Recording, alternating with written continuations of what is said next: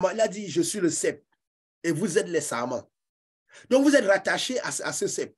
Et cette lumière passe dans les sarments et produit des fruits, dans le sens que vous manifestez à la dimension de ce cep-là. Et c'est parce que vous manifestez que vous produisez beaucoup de fruits. Vous êtes censé produire beaucoup de fruits. Guérir les personnes, que les esprits ne résistent pas. Parce que même quand les esprits restent debout à argumenter avec les personnes. Et c'est pourquoi c'est passé la plupart des temps, les gens ont maintenu Jésus ailleurs dans les temples.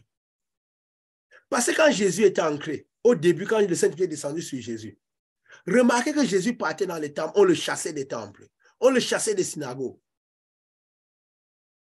Et les esprits, plus il opérait, les esprits ne venaient plus. Déjà juste quand le Saint-Esprit est descendu sur Jésus, le diable était devant lui à argumenter avec lui. Si tu es fils de Dieu, si tu es fils de Dieu, si tu es fils de Dieu. Mais là, quand il a mis le diable derrière lui pour lui dire, oui, le Père est à l'intérieur de moi. Le Père demeure à l'intérieur de moi. Je suis fils de Dieu. Et je ne fais pas sortir le Père à l'intérieur pour le mettre ailleurs. Il a voulu l'amener au temple, au-dessus du temple. Il l'a amené partout. Mais comme Jésus a maintenu le Père à l'intérieur de lui, si vous remarquez, dans la parole, il est écrit que c'est les esprits qui venaient, quand ils venaient maintenant vers Jésus, ils se soumettaient directement et ils confessaient. Il n'a plus dit, ce n'est plus si tu es fils de Dieu, il dit, tu es le fils de Dieu vivant. C'est maintenant les esprits qui confessaient leur faiblesse. Les esprits qui étaient dans le démoniaque, ils suppliaient Jésus de ne pas les envoyer dans l'abîme. Donc, quand parfois, les esprits restent à argumenter avec les personnes, qui es-tu? Tu es ceci, tu es cela, tel esprit, je chasse cet esprit, je chasse pas l'autre, je monte. C'est parce que parfois, Jésus n'est pas l'endroit où il doit être. Parce que si Jésus est dans sa totalité à l'intérieur de personnes, il ne quitte pas l'intérieur de personnes. On ne le prend pas par notre volonté, par notre conception, on le met ailleurs qu'à l'intérieur de nous. Alors oui, le diable argumentera avec nous. Il argumentera avec notre santé. Il argumentera avec notre pain quotidien. Il argumentera avec tout. Il restera toujours debout devant nous. Même si nous avons l'Esprit de Dieu. Et pourtant, si nous maintenons Christ à l'intérieur de nous, dans notre conception, dans notre marche, dans notre manière de comprendre, dans notre volonté. Parce que le monde spirituel réagit à notre volonté, qu'il te soit fait selon ta volonté. Si tu crois que moi je suis dans un temple, alors j'agirai comme étant dans un temple, à l'extérieur de toi.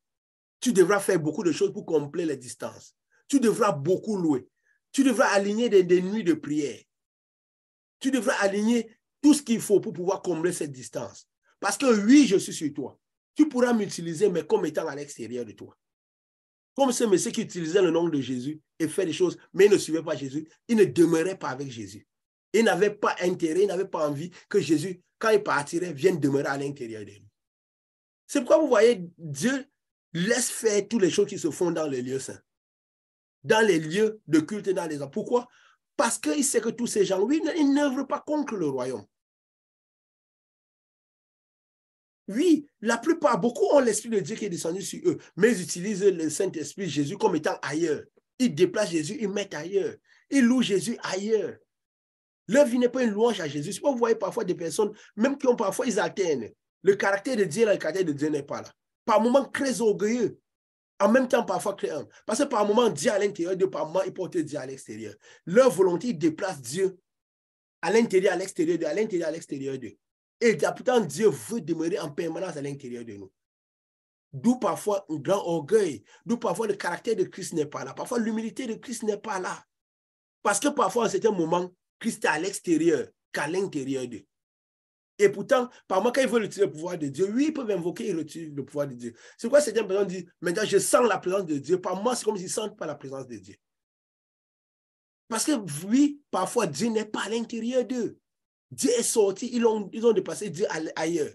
Donc, quand ils veulent sentir la présence, ils ramènent Dieu à l'intérieur d'eux. Et parfois, ils ramènent Dieu à l'extérieur. Celui qui n'a pas reçu le Saint-Esprit ne fait même pas cet exercice parce que Dieu n'y est pas du tout.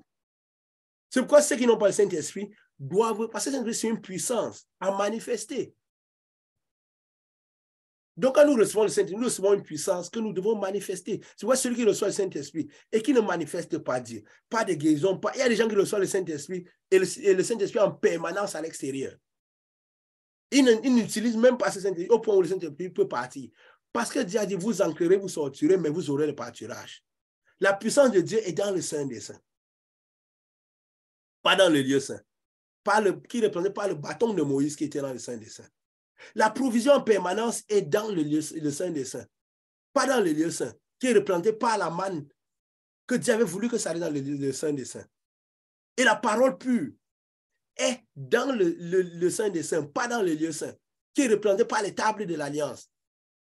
C'est pourquoi parfois on ne comprend pas les choses qu'on lit. Ou parfois on a des choses qui nous viennent du Saint des Saints. On a des visions, des songes qu'on ne comprend pas. Pourquoi? Parce que dans notre volonté, dans notre esprit, dans la manière de concevoir Jésus, dans la manière de suivre Jésus, on conçoit Jésus comme étant ailleurs. Même si parfois on dit Jésus à l'intérieur de moi, Jésus, mais parfois on réagit comme si Jésus était ailleurs. Alors Jésus reste ailleurs. Et de l'intérieur, Jésus ne nous donne pas ce qu'il faut. De l'intérieur. Il ne transforme pas totalement notre caractère. Des fois, on est faible. Il ne nous purifie pas de l'intérieur en permanence. Parce qu'on n'est pas parfait. Mais s'il dit à l'intérieur de nous, il nous purifiera de l'intérieur. C'est comme une eau qui coule en permanence et qui nous lave. Et qui nous lave en permanence. Quand nous nous trompons, il nous rappelle tout de suite que nous sommes trompés. C'est la différence avec ceux qui n'ont pas le Saint-Esprit. Quand ils ne se rendent même pas compte qu'ils sont trompés. La parole dit, le Saint-Esprit vient vous conduire dans toute la vérité. Quand le Saint-Esprit est à l'intérieur de quelqu'un, quand il se trompe, le Saint-Esprit lui rappelle, de l'intérieur, lui dit tout de suite, tu t'es trompé, va demander pardon. Et quand il demande pardon, son pardon est pardonné. Il est nettoyé de l'intérieur. Mais celui qui n'a pas le Saint-Esprit ne va même pas savoir quand il s'est trompé, il ne va pas demander pardon, son péché va rester. C'est ce que Jésus disait aux pharisiens. Vous dites que vous voyez. C'est pourquoi votre péché demeure et vous mourrez dans vos péchés. Parce que vous avez reconnu que vous ne voyez pas, que vous n'avez pas l'Esprit de Dieu, vous n'arrivez pas à me voir, vous ne me recevez pas. Et vous me désirez. Alors peut-être là, si je suis là, votre péché sera pardonné. Et vous ne mourrez pas dans vos péchés. C'est la différence que ceux qui ont le Saint-Esprit et ceux qui ne l'ont pas. Ce n'est pas qu'ils sont parfaits ou ils ne peuvent pas se tromper. C'est quand ils sont trompés, le Saint-Esprit les ramène à demander pardon tout de suite et ils sont pardonnés. Ils sont lavés de l'intérieur. Et le Saint-Esprit de l'intérieur les donne le caractère de Christ et ils font le moins d'erreurs possible et ils manifestent ce que Christ avait manifesté. Et c'est dangereux si Christ vient nous trouver et que le Saint-Esprit est ailleurs. Il est écrit dans la parole, vous direz en ce jour, nous avons guéri en ton nom. Nous avons fait des choses en ton nom. Tu as guéri devant nos rues. Christ va dire, je ne vous ai jamais connu ouvrier d'iniquité. C'est quoi l'iniquité? L'iniquité, c'est tout ce qui est contraire à la parole de Dieu. Tout ce qui n'est pas aligné à la parole de Dieu. Au-delà du péché, c'est tout ce qui n'est pas aligné à la parole de Dieu. Ça veut dire quoi? La parole de Dieu veut que Christ vienne demeurer à l'intérieur de nous. Nous portons Christ, nous partons le mettre à l'extérieur, dans un temple, dans un autre lieu, et nous l'utilisons de cet endroit-là. Christ, quand Jésus disait, je connais le Père et le Père me connaît. Ça veut dire quoi? Le Père à l'intérieur de moi. Dieu nous connaît de l'intérieur. Et nous connaissons Dieu par le fait qu'il est à l'intérieur de nous. Donc, si Dieu est à l'extérieur, ça veut dire que nous ne le connaissons pas. Nous l'avons juste reçu, nous l'avons mis ailleurs. Et Jésus viendra chercher ceux qui le connaissent, ceux qui ont eu la faculté à maintenir Christ à l'intérieur d'eux en permanence.